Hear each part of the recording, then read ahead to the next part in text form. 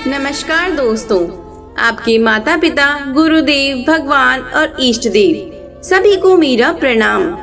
इस वीडियो में हम आपको पूर्णिमा के श्री सत्यनारायण भगवान की कथा सुनाएंगे। बोलो सत्यनारायण भगवान की जय। एक बार नैमिषारण्य में तपस्या करते हुए शौनकादि ऋषियों ने सूत जी से पूछा कि जिसके करने से मनुष्य मनवांचित फल प्राप्त कर सकता है, ऐसा व्रत या तप कौन सा है। सूत जी ने कहा, एक बार श्री नारद जी ने भी यह प्रश्न श्री विष्णु भगवान से किया था।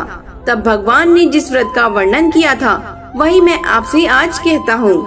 प्राचीन काल में काशीपुरी में एक अति निर्धन और दरिद्र ब्राह्मण रहता था। वह भूख प्यास से व्याकुल होकर भटकता रहता था। एक दिन उसकी दशा से व्यतीत होकर भगवान विष्णु ने बूढ़े ब्राह्मण के रूप में प्रकट होकर उस ब्राह्मण को सत्यनारायण व्रत का विस्तार पूर्वक विधान बतलाया और अंतर्ध्यान हो गए। ब्राह्मण अपने मन में श्री सत्यनारायण व्रत का निश्चय करके घर लौट आया और इसी चिंता में उसे रात भर नींद नहीं आई। सवेरे होते ही वह सत्यनारायण भगवान के व्रत का संकल्प करके भिक्षा मांगने चल दिया। उस दिन उसे थोड़े ही परिश्रम में बहुत अधिक भिक्षा मिल गई। शाम को घर पहुंचकर उसने बड़ी श्रद्धा के साथ श्री सत्यनारायण भगवान का विधि पूर्वक पूजन किया। भगवान नारायण की कृपा से वह थोड़े ही दिनों में धनवान हो गया। वह जब तक जीवित रहा उसने हर महीने श्री सत्यनारायण भगवान का व्रत और पूजन किया और मनुष्य देह छोड़ने के बाद विष्णु लोक को प्राप्त हुआ। सूत जी उन्हें बोले कि एक दिन वह ब्राह्मण अपने बंधु बांधवों के साथ ध्यानमग्न हो श्री सत्यनारायण देव की कथा सुन रहे थे। तभी भूख प्यास से व्याकुल एक लकड़हारा वहां पहुंचा और कथा सुनने बैठ गया। कथा की समाप्ति पर उसने प्रसाद ग्रहण करके ब्राह्मण से कथा के बारे में पूछा तो ब्राह्मण ने उसे बताया कि यह सत्यनारायण भगवान का व्रत है जो मनवांचित फल देने वाला है। पहले मैं भी बहुत दरिद्र था, इस व्रत के प्रभाव से मुझे यह सब वैभव प्राप्त हुआ है। यह सुनकर लकड़हारा बहुत प्रसन्न हुआ और मन ही मन श्री सत्यनारायण भगवान की व्रत और पूजन का निश्चय करता हुआ लकड़ी बेचते हुए बाजार की तरफ चल पड़ा। उस दिन लकड़हारे को लकड़ियों का दाम दुगना मिला। उसने सभी पूजन की सामग्री खरीद ली और घर की तरफ चला गया। घर पहुंचकर उसने अपने परिवार और पड़ोसियों को बुलाकर विधि पूर्वक सत्यनारायण भगवान का पूजन किया। भगवान की कृपा से वह थोड़े ही दिनों में संपन्न हो गया।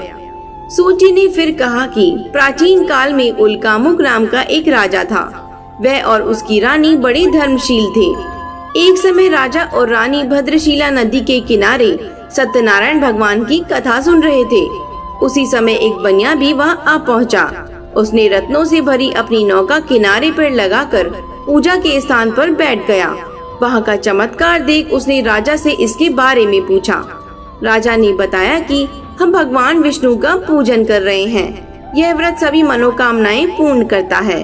राजा के वचन सुनकर और प्रसाद पाकर बनिया अपने घर चला गया। घर पहुंचकर उसने अपनी पत्नी से व्रत के बारे में बताया और संकल्प किया कि मैं भी संतान होने पर यह व्रत जरूर करूंगा। उसकी पत्नी का नाम लीलावती था। सत्यनारायण भगवान के आशीर्वाद से वह गर्भवती हो गई और उसने एक कन्या को जन्म दिया। कन्या का नाम कलावती रखा गया और वह चंद्रमा की कलाओं के समान बड़ी होने लगी। एक दिन लीलावती ने अपने पति को सत्यनारायण भगवान के व्रत की याद दिलाई तो उसने कहा, मैं ये व्रत कन्या के विवाह के समय करूंगा। और यह कहकर वह अपने व्यापार में लग गया। जब कन्या विवाह योग्य हो गई तो एक सुयोग वर देखकर उसने अपनी कन्या का विवाह कर दिया। फिर भी उसने सत्यनारायण भगवान का व्रत नहीं किया। श्री सत्यनारायण भगवान रुष्ट हो गए। कुछ दिनों बाद बनिया अपने दामाद को साथ लेकर समुद्र के किनारे व्यापार करने लगा। एक दिन उस नगर के राजा चंद्रकेतु के खजाने से चोरों ने बहुत सारा खजाना लूट लिया। राजा के सिपाही चोरों का पीछा कर रहे थे। चोरों ने जब देखा कि सिपाहियों से बचना कठिन है तो उन्होंने राजकोष से चुराया हुआ धन एक जगह फेंक दिया और स्वयं भाग गए। जहां उन्होंने धन फेंका वही बनिए का डेरा था। सिपाही उन्हें ढूंढते उसी जगह आ पहुँचे और उन्होंने बनिए और उसके दामाद को चोर समझकर पकड़ लिया। राजा ने दोनों को जेल में डालने का आदेश दे दिया। उनका धन कोष में जमा कर लिया। श्री सत्यदेव के कोप से लीलावती और कलावती दुख का जीवन व्यतीत कर रही थी। एक दिन कलावती भूख से व्याकुल होकर एक मंदिर में चली गई।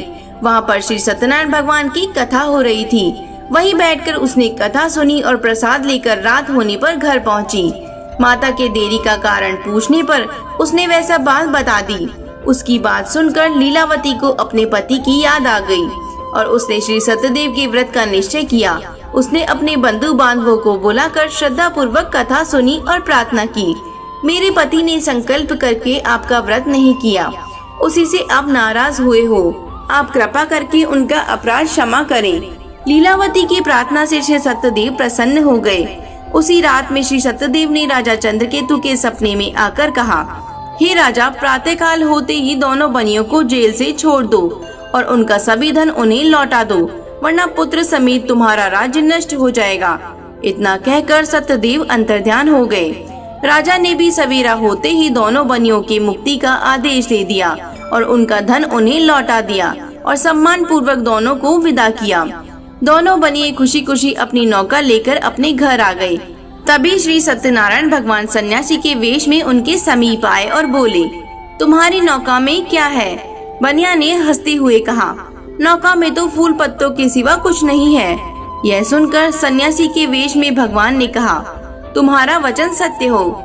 स्वामी के चले जाने पर बनिया ने देखा कि नौका तो हल्की हो गई है और बेहोश होकर गिर पड़ा। उसकी नौका में हर जगह फूल पत्ते थे। परंतु दामाद ने कहा, इस प्रकार हड़बड़ाने से काम नहीं चलेगा। हमें उन दंडी स्वामी के पास जाना चाहिए, यह उन्हीं का प्रताप है। दामाद की बात मानकर बनिया स्वामी के पास पहुंचा, उनके चरणों में गिर पड़ा और बार बार क्षमा मांगने लगा। उनकी प्रार्थना से भगवान ने प्रसन्न होकर उसे उचित वरदान दिया और स्वयं उसी जगह से अंतर्ध्यान हो गए। बनियों ने नाव के पास जाकर देखा तो वह धन रत्नों से भरपूर थी। तब उन्होंने श्री सत्यदेव भगवान का पूजन किया और कथा सुनी, फिर घर की ओर चल दिए। घर पहुंचकर उसने लीलावती के पास आने का समाचार भेजा। लीलावती उस समय श्री सत्यनारायण भगवान की कथा सुन रही थी। उसने अपनी पुत्री कलावती से कहा, तुम्हारे पति और पिता आ गए हैं, मैं उनके स्वागत के लिए जाती हूँ। तुम भी प्रसाद लेकर शीघ्र आ जाना। कलावती प्रसन्न हो गई। वह कथा का प्रसाद लेना भूल गई और तुरंत नदी के तट पर दौड़ पड़ी। वह नदी के किनारे पहुंची तो उसके पति समेत नौका जल में डूब गई। बनिया हाहाकार करके छाती पीटने लगा और लीलावती विलाप करने लगी और कलावती अपने पति की खड़ाऊ लेकर सती होने लगी। तभी आकाशवाणी हुई, हे वणिक, तेरी कन्या सत्यनारायण भगवान के प्रसाद का निरादर करके अपने पति से दौड़ी दौड़ी मिलने आई है। यदि ये घर जाकर प्रसाद खाकर लौटे तो इसे पति अवश्य मिलेगा।